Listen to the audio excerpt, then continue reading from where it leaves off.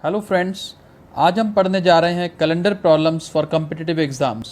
हमने अपने पिछले लेक्चर में भी इसी तरह की प्रॉब्लम्स को डिस्कस किया था, कई कंसेप्ट्स किए थे। आज एक नेक्स्ट कंसेप्ट लेकर आए हैं जिसमें डेट डिफरेंट होगी और ईयर सेम होगा। चलिए कुछ एग्जांपल्स करते हैं और इस कंसेप्ट को समझने की कोशिश करते हैं। फर्स्ट एग्जांपल, अगर 1 फरवरी 1920 1920 को थर्सडे हो तो 5 मार्च 1920 को क्या होगा। तो देखिए इसको हम कैसे कैलकुलेट करेंगे।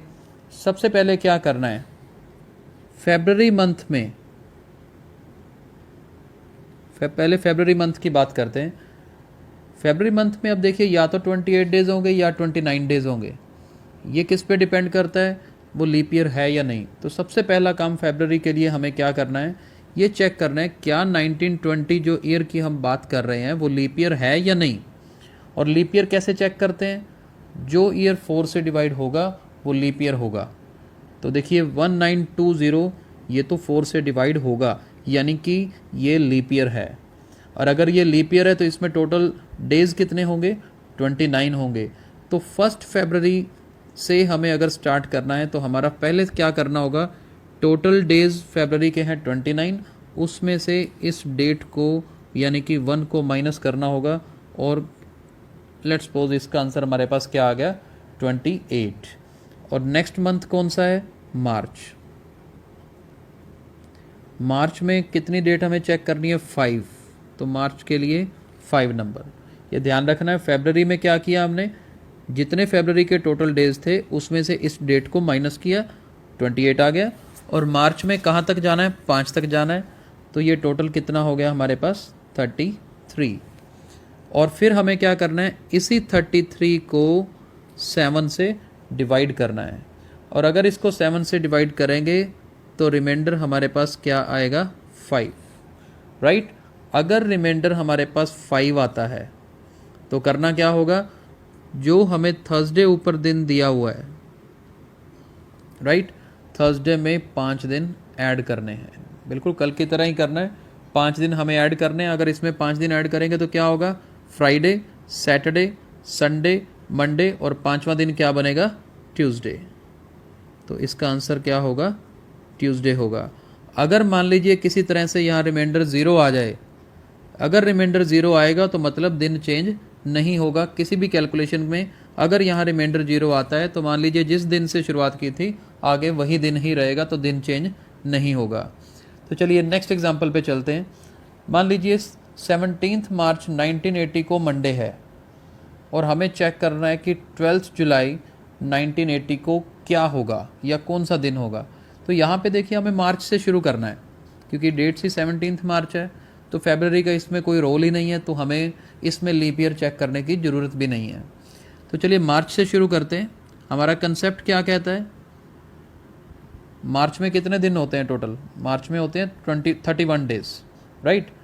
तो 31 नंबर ऑफ डेज हो गए, इसमें से 17 माइनस कर दीजिए। 17 माइनस करेंगे तो हमारे पास 14 बचेगा। जाना हमें जुलाई तक है, तो मार्च के बाद नेक्स्ट मंथ कौन सा है, अप्रैल। अप्रैल में टोटल डेज कितने होते हैं, 30। अप्रैल के बाद मई, मई में नंबर ऑफ डेज 31। देन जून, जून में नंबर ऑफ डेज कितने होते हैं, 30। और देन जुलाई, जुलाई में क्या होगा, हमारे पास 12 तारीख तक जाना है, 12 तक, तो यहाँ पर 12 मेंशन करेंगे। अब हमारा काम है इनको ऐड करना। देखते हैं ऐड करके क्या आएगा, 117। जैसे इधर ऐड किया था यहाँ पे 117 आ गया।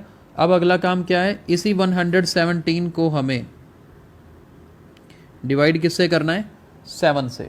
जब इसको हम 7 से डिवाइड करेंगे, करके देखें क्या आता है, 7 1 ज़ार 7, देन 47, 7 6 ज़ार 42। तो हमारा रिमाइंडर क्या बचेगा, 5। और जब रिमाइंडर 5 है तो मतलब हमें मंडे में 5 डेज ऐड करने हैं।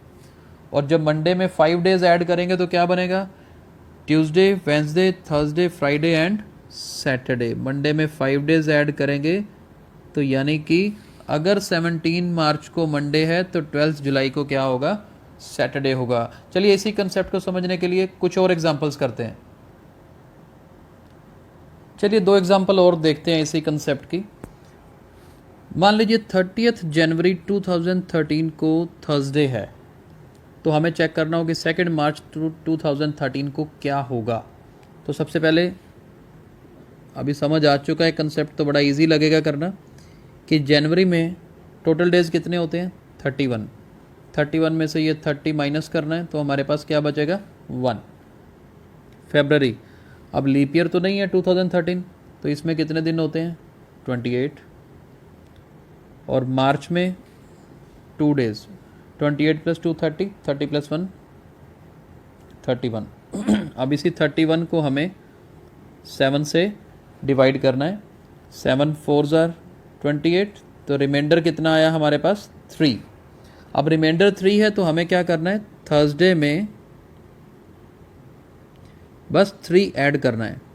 थर्सडे में 3 ऐड करने का मतलब Friday, Saturday and then third is Sunday. तो इसका फाइनल आंसर क्या होगा संडे होगा। बहुत ही आसान। चलिए एक लास्ट एग्जांपल इसी कंसेप्ट की और करते हैं। 1 जनवरी 2024। अब देखिए जनवरी की बात कर रहे हैं, जनवरी में कितने दिन होते हैं 31। तो 31 में से 1 माइनस करेंगे, हमारे पास आएगा 30। अब फरवरी देखिए 2024 4 से डिवाइड होता है, यानी कि ये लीप ईयर है। अगर ये लीप ईयर है तो इसमें नंबर ऑफ डेज 29।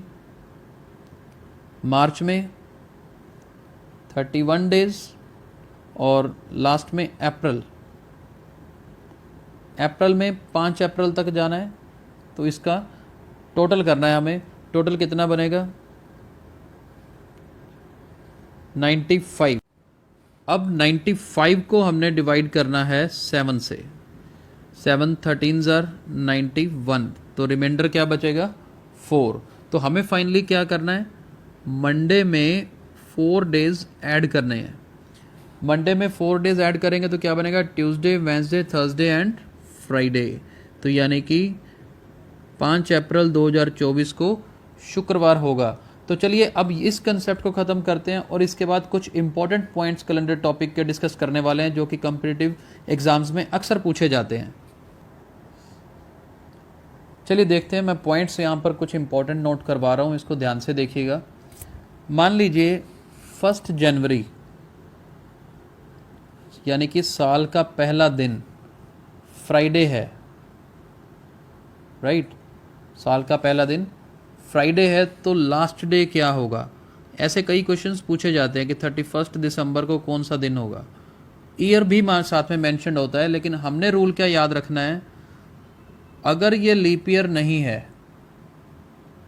और वो फिर हर क्वेश्चन में ये रूल एप्लीकेबल होगा, अगर तो लीप ईयर नहीं है तो जो 1 जनवरी है वही 31 दिसंबर भी होगा, यानी कि साल का पहला दिन और साल का लास्ट दिन दोनों ही सेम होंगे। तो ये कंसेप्ट याद रखना है। और एक नेक्स्ट हम कंसेप्ट करते हैं। मान लीजिए 1 जनवरी को ट्यूसडे है,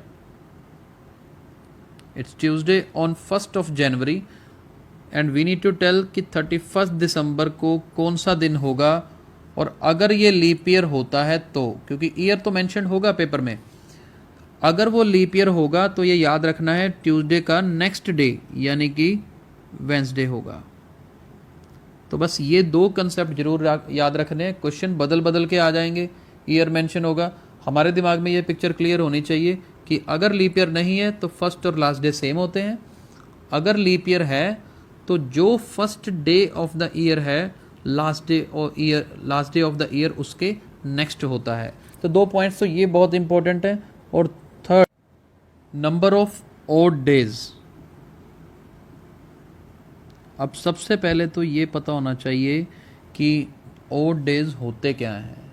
तो देखिए बड़े ध्यान से समझिएगा कि ऑड डेज क्या होते हैं।